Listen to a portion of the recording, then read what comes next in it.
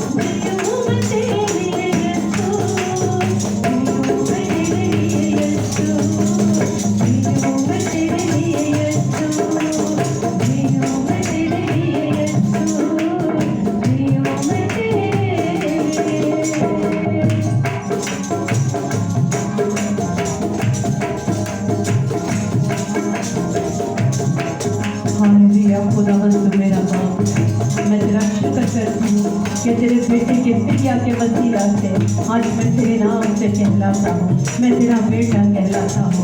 मैं तेरा शुक्र करती हूँ तेरे बंदर के लिए हक वक्त देने के लिए।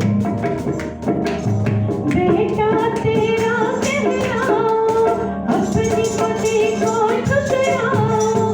बेटा तेरा कहलाओ, अपनी पति को ठुकराओ।